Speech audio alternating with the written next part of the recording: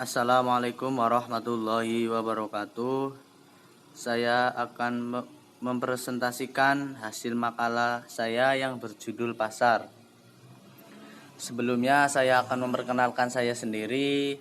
Nama saya Hasim Nur Rahman, NIM 202102080024. Makalah ini dalam rangka ujian tengah semester Fakultas Manajemen Universitas Nahdlatul Ulama, dosen pengampu Bu Titi Haryanti SE MSI. Langsung saja ke bab 1 pendahuluan.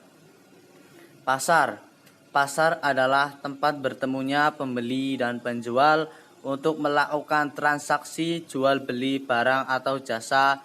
Menurut ilmu ekonomi, pasar berkaitan dengan kegiatannya, bukan tempatnya. Ciri khas sebuah pasar adalah adanya kegiatan transaksi atau jual beli. Para konsumen datang ke pasar untuk berbelanja dengan membawa uang dan membayar harganya. Dalam arti yang lebih luas, merupakan orang-orang yang mempunyai keinginan untuk puas, uang untuk berbelanja, dan kemauan untuk membelanjakannya.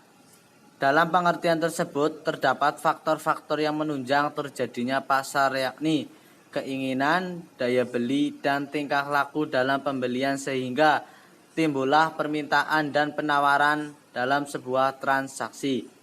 Jadi, pasar berperan penting dalam bertransaksi tersebut dengan menggunakan timbangan, apalagi pedagang sayur-sayuran, ikan, buah-buahan, dan barang harian. Semua pedagang ini tak luput dari timbangan.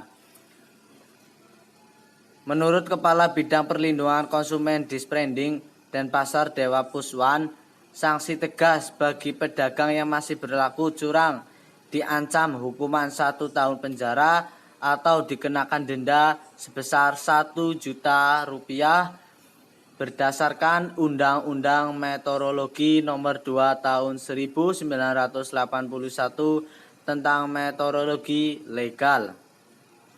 Namun pedagang yang kedapatan curang kali ini tidak dikenai sanksi langsung dan hanya dibina untuk tidak mengulangi perbuatannya oleh petugas disprending. Langsung ke bab 2, yaitu pembahasan tentang mendeskripsikan berbagai bentuk pasar menurut strukturnya. B. Jenis-jenis pasar. 1. Menurut jangkauan pasar. Pasar daerah.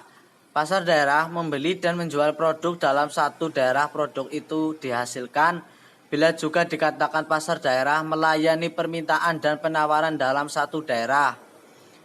B. Pasar lokal. Pasar lokal adalah pasar yang membeli dan menjual produk dalam satu kota tempat produk itu dihasilkan. Bisa juga dikatakan pasar lokal melayani permintaan dan penawaran dalam satu. Yang C adalah pasar nasional. Pasar nasional adalah pasar yang membeli dan menjual produk dalam satu negara tempat produk itu yang dihasilkan. Bisa juga dikatakan pasar nasional melayani permintaan dan penjual dari dalam negeri. Yang D adalah pasar internasional. Adalah pasar yang membeli dan menjual produk dari beberapa negara. Bisa juga dikatakan luas jangkauannya di seluruh dunia. Pasar menurut wujud. A. Pasar konkret. Pasar konkret adalah tempat bertemuan antara penjual dan pembeli yang dilakukan secara langsung. Misalnya ada los-los dan toko lain. B. Pasar abstrak adalah pasar yang lokasinya tidak dapat dilihat dengan kasat mata. Konsumen dan produsen tidak bertemu secara langsung, biasanya dapat melalui internet, pemesanan, telepon, dan lain. Barang yang diperjualbelikan tidak dapat dilihat dengan kasat mata, tapi pada umumnya melalui brosur, rekomendasi, dan lain-lain. Kita juga tidak dapat melihat konsumen dan produsen bersamaan, atau bisa dikatakan sulit membedakan produsen dan sekaligus. Yang ketiga adalah pasar menurut barang yang diperjualbelikan. A. Pasar barang konsumsi. Pasar barang konsumsi adalah pasar yang menjual barang yang dapat langsung dipakai untuk kebutuhan rumah tangga. Misalnya, pasar yang memperjualbelikan beras, ikan, sayur-sayuran, buah-buahan, alat-alat rumah tangga, pakaian, dan lain sebagainya. Yang B adalah pasar produksi, yaitu adalah pasar yang memperjualbelikan faktor produksi. Dalam pasar ini diperjualbelikan sumber daya produksi, misalnya pasar mesin-mesin, pasar tenaga kerja, dan pasar uang. Pasar menurut waktu penyelenggaraan. 1. Pasar harian adalah pasar yang kegiatan jual belinya dilakukan tiap hari. Pasar hari ini umumnya terdapat di desa dan di kota. B. Pasar mingguan. Pasar mingguan yaitu pasar yang kegiatannya jual belinya hanya 1 kali dalam seminggu. Pasar mingguan ini terdapat di daerah pedesaan.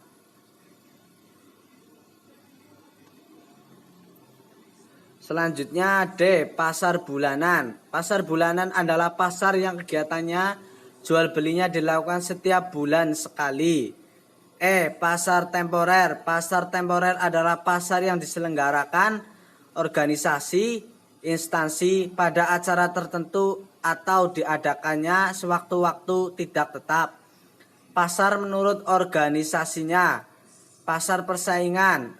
Yang A. Persaingan sempurna adalah keadaan di mana penjual dan pembeli tidak dapat mempengaruhi harga. Harga yang telah dibentuk merupakan hasil dari mekanisme pasar berdasarkan jumlah permintaan dan penawaran. Yang B adalah pasar persaingan tidak sempurna, dan pasar persaingan tidak sempurna adalah para penjual maupun pembeli mempunyai kebebasan dalam menentukan harga dan jumlah barang yang akan diperjualbelikan. Dalam hal ini, pembeli dan penjual dapat mempengaruhi harga, jenis dan kualitas barang yang terdagangkan pada pasar ini bersifat heterogen. Dibedakan menjadi 3. Yang C adalah pasar monopoli dan monopsoni. Pasar monopoli adalah pasar yang hanya terdapat satu penjual untuk suatu jenis barang tertentu. Pasar monopsoni adalah pasar yang dikuasai oleh seorang pembeli untuk suatu jenis barang dan jasa, dan juga bersifat mendunia. Output yang dihasilkan tidak mempunyai substitusi. Pasar oligosubstitusi. Yang D adalah pasar oligopoli dan oligopsoni. Pasar oligopoli adalah pasar yang hanya ada beberapa penjual. Istilah beberapa penjual ini jumlah penjual tidak terlalu banyak sehingga pengaruh penjual sangat kecil dan tidak ada penjual yang berkuasa segala-galanya. Adapun oligosponi merupakan jenis pasar yang hanya ada beberapa pembeli. Ciri pasar oligopsoni: terdapat beberapa pembeli. B. Pembeli bukan konsumen tapi pedagang atau produsen. 3. Barang yang dijual merupakan bahan mentah. 4. Harga cenderung stabil. Ini kebaikan dan keburukan pasar oligopsoni.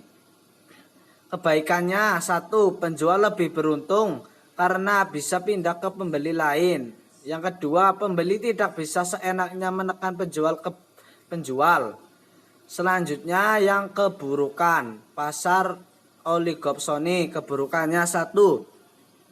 Bisa berkembang menjadi pasar monopsoni bila antara pembeli bekerja sama.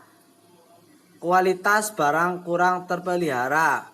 Selanjutnya yaitu yang nomor 6. Campur tangan pemerintah dalam mekanisme harga eceran maksimum dan harga eceran terendah. Harga minimum atau harga dasar adalah pengertian dari menetapkan harga. Itu yang nomor 1. Dan yang nomor 2 adalah memberikan subsidi kepada pihak penghasil kebutuhan pokok dan kepada perusahaan agar mampu bersaing dengan luar negeri. 3. Menetapkan pajak rendah atau nol untuk bahan baku industri dan pajak tinggi untuk barang-barang bawah. Yang keempat, melakukan operasi pasar dengan jalan membeli saat barang melimpah dan menjual saat barang sedikit. Itu penjelasan dari campur tangan pemerintah dalam mekanisme pembentukan harga. Selanjutnya adalah bab yang ketiga adalah penutup. Kesimpulannya adalah pasar adalah tempat bertemunya pembeli dan penjual untuk melakukan transaksi jual beli barang atau jasa. Pasar memiliki berbagai macam jenis dan fungsinya yang berbeda-beda. Bawahnya adalah daftar pustaka. Sekian dari saya tentang penjelasan makalah yang berjudul pasar. Bila ada kekurangannya saya mohon maaf. Saya tutup langsung. Wassalamualaikum warahmatullahi wabarakatuh. Terima kasih.